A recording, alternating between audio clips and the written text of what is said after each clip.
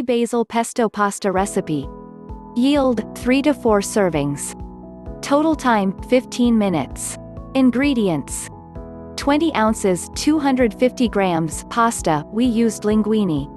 1/2 cup 68 grams roasted pine nuts, reserve 2 tablespoons for topping.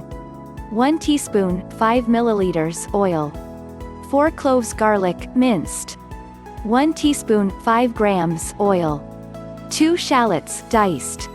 2 large roasted bell peppers aka paprikas from a jar, diced.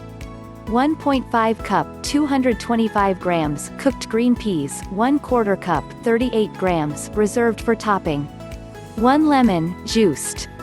1 heaping cup 30 grams fresh basil, chopped. 2 tablespoons 30 milliliters olive oil. Black pepper and salt to taste. 2 cups 50 grams arugula. Ingredients, optional toppings: roasted pine nuts, chili flakes, fresh basil, lemon wedges. Directions: 1. Cook pasta according to package instruction in salted water until al dente.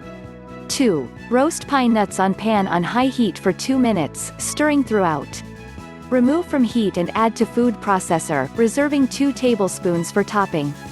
3. To the same pan add the oil and garlic and sauté for 2 minutes, adding a splash of water to deglaze the pan as needed. Add to the food processor as well.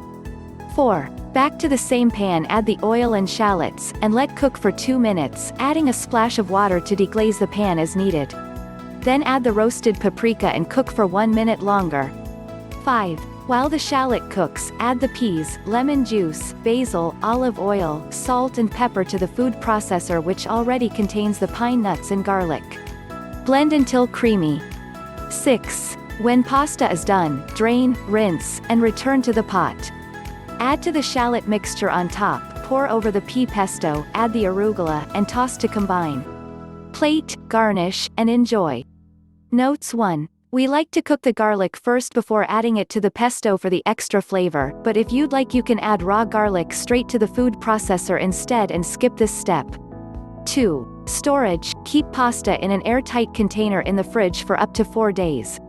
3. Variations: use spinach instead of arugula, or try adding diced sun-dried tomato in place or along with the roasted peppers. Did you try this recipe? Let me know how it went. Comment below and share a video your friends.